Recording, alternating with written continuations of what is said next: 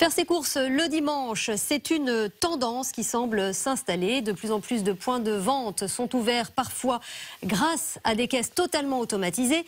Une enquête de l'Institut Nielsen montre que l'activité le dimanche a progressé en moyenne de 8% depuis le début de l'année. Alors, à qui cela profite-t-il? Je vais poser la question à Vicky Bogart ce soir. Alors, Vicky, l'ouverture le dimanche est-elle une aubaine pour les grandes surfaces? Bien Nathalie, les chiffres parlent d'eux-mêmes. Depuis le début de l'année, les ventes du dimanche ont augmenté de plus de 30% dans les hypermarchés. Et cela s'explique notamment par les ouvertures toujours plus nombreuses. Cet été, plus de 7 grandes surfaces sur 10 étaient ouvertes le dimanche jusqu'à 13h, comme la loi l'autorise. Il y a eu aussi un petit effet gilet jaune. Comme les hyper étaient bloqués le samedi, les clients ont opté pour le dimanche maltain. Malgré cette forte progression, les ventes le dimanche ne représentent qu'un peu plus de 4% du chiffre d'affaires total de la grande distribution.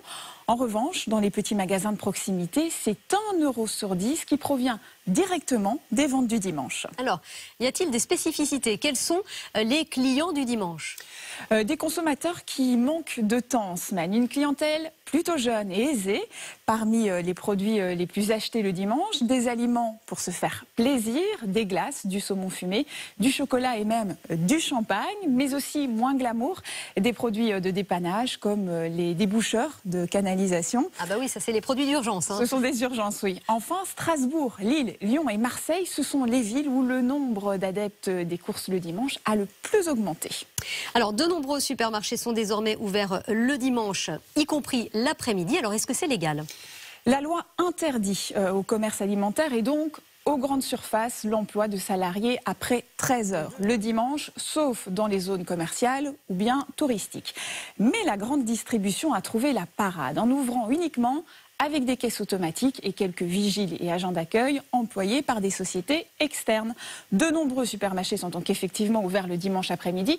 Et il y a 3 semaines, c'était au tour du premier hypermarché d'ouvrir le dimanche après-midi à Angers, ce qui a suscité une vive polémique, on l'a dit, on en a parlé, des syndicats et des opposants au travail le dimanche.